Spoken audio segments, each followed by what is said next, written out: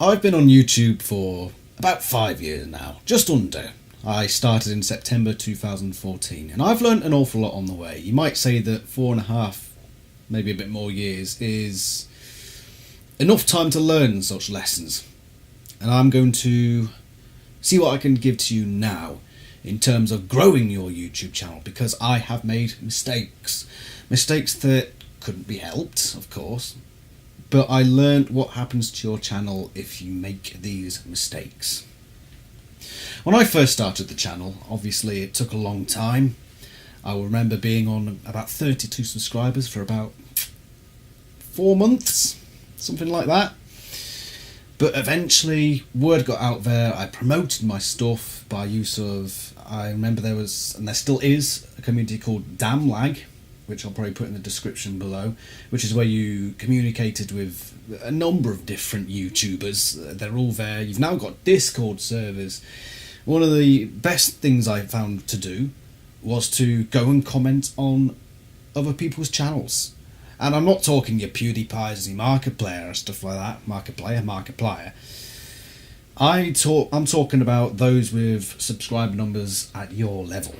So if you are at 10 subscribers, say, go check out someone who's on 12 or 6. Join forces, basically, because that's what I did in the first couple of years, especially with help from the DamLag community. It was getting to know people of a similar level, and that was really useful. And I found that within a few months, my subscribers start to go up, my views. This, what you're about to see on screen now, assuming the editing goes alright, is a look at views over the first couple of years or so, and you'll notice that you get little stagnant bits, and then you'll have a jump and it'll stagnant, and then a jump again. And I saw overall it's a nice curve upwards, and at the peak of my channel I was getting a few hundred views, or at least 100 views per video. At least I was guaranteed at least 80, 90, 100. And I was getting 30 odd comments, and I was getting daily subscribers joining up. Then the biggest mistake happened. At the time I was doing 3 videos a week. I had it scheduled Monday, Wednesday, Friday, and I kept that going for a while. Obviously that is draining. And then, what do you know? Couple weeks or so, I couldn't upload. I stopped for a little while, or I couldn't upload as often.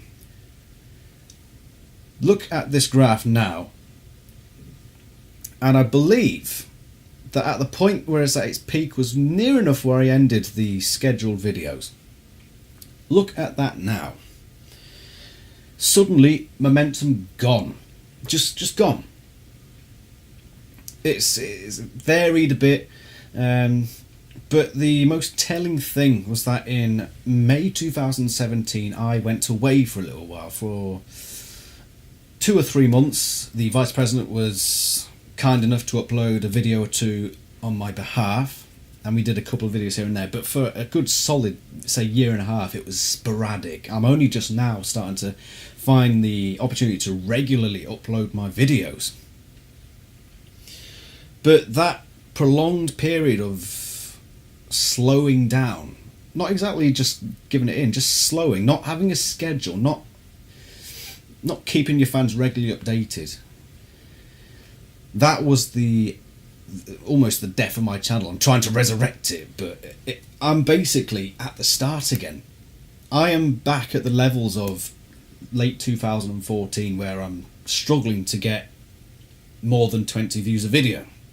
Back when I was getting 200 plus, and that is because I couldn't keep a schedule, and my uploads dropped, and I didn't have time to edit.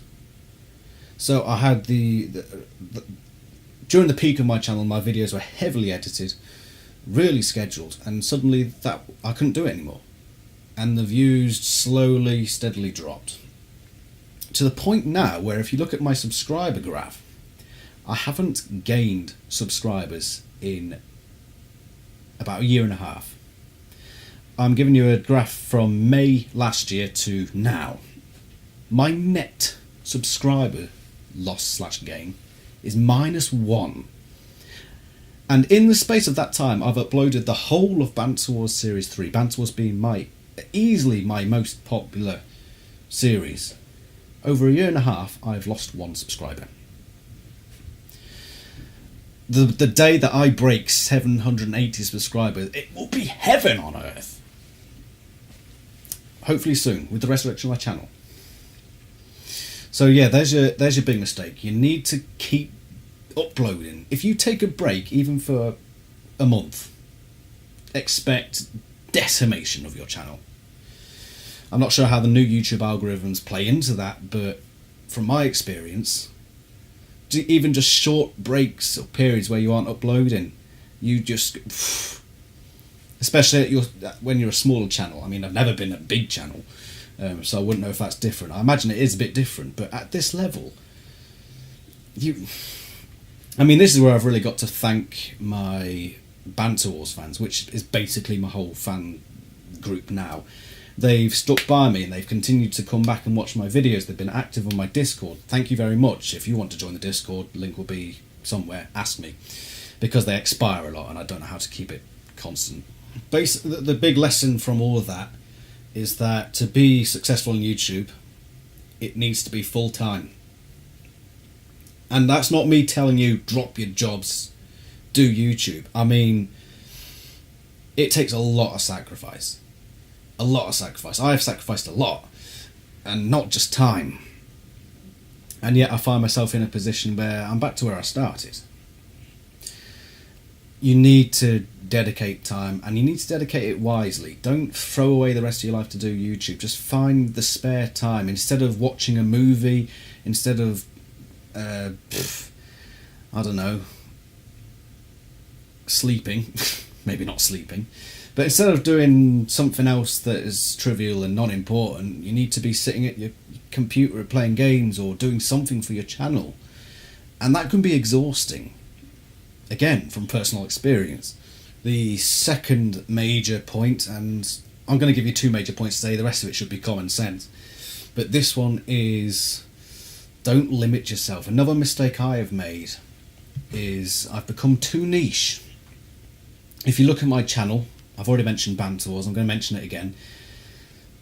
The majority of my fans now are Banter Wars. If you look at the stats on my channel, top videos, all Banter Wars. But that's based on a very small cult game. And because you have a very small cult game, we've only got so many people interested. And it's such a small cult game that a couple hundred is probably tops. And now I've got to the point where nobody's watching my other videos. No matter how much effort I put in, I've put myself into this niche because I concentrated on this thing to the point where it's all my fans want. That I can no longer, I have to, it's basically like starting again with a new channel, trying to get people interested in different content which isn't part of that cult game. So my advice in terms of that is to just keep your options open. If you find something that people really enjoy, don't just concentrate solely on that, because once that goes down, you're basically starting over. Assuming there could be exceptions to the rule, but I believe that's the way it's gone. It's what's happened to me. Again, just trying to get people interested in all the other stuff I do, because I put a hell of a lot of effort into stuff. I did a 3-part musical, and the culmination of that, which is basically the musical part, was uploaded in 2017, early 2017, and it hasn't even broken 50 views, and I spent hours and hours and hours on that, because I had to record songs, which isn't easy. I had to come up with the ideas, I had to get the costumes, I had to do all this stuff. I had to set up green screen and dance in front of it and get it right in a space no bigger than Dwayne to my desk. Hours and hours. No more than 50. I think last I checked 47 views. And that's because I put myself into that niche, and now I can do this fantastic stuff. Or I'm using fantastic in a certain usage there,